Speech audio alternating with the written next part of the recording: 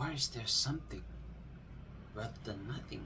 Aquinas shows that the universe is contingent, and thus it is created. Even if it were eternal, God is the necessary being, the one who sustains it. Look around you.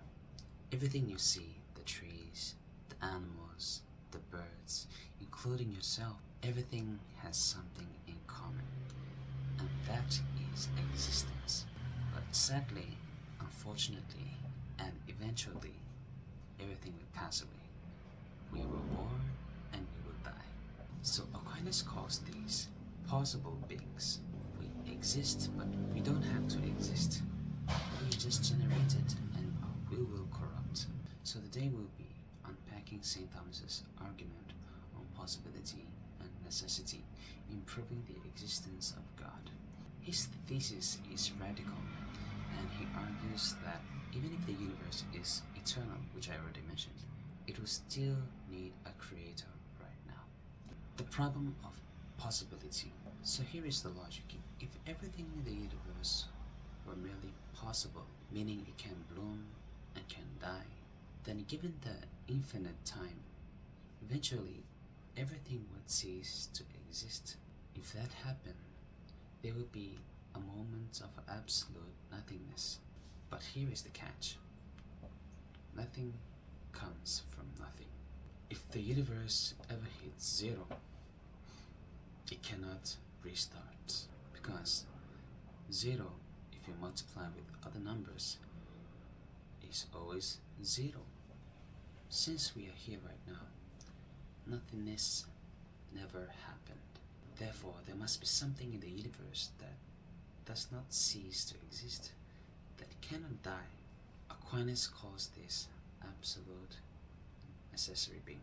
Now here is the part that Aquinas surprises most people with his argument. He comes up with the claim that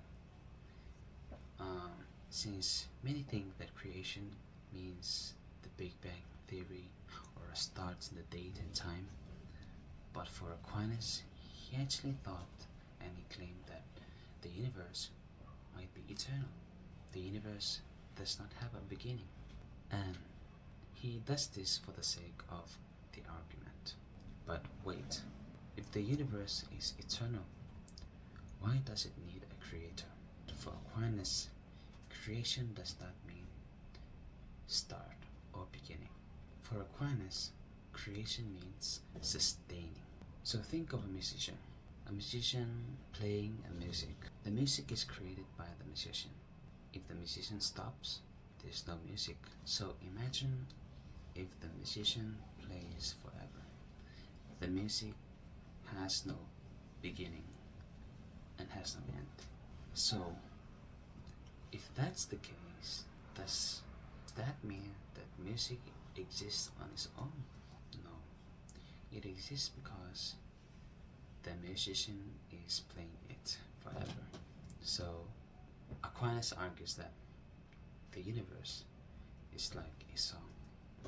Even if it has existed from beginning to the end without any beginning, the universe existed because someone is sustaining it.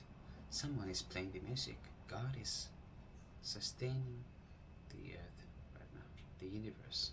So here, objections and criticisms arise. So critics might say that causes must come before effects. The universe is eternal. God cannot be prior to the effect. That would mean there's no God. But Aquinas comes up with concept simultaneous causation. And imagine a flame, and the flame has its shadows. So they both coexist at the same time.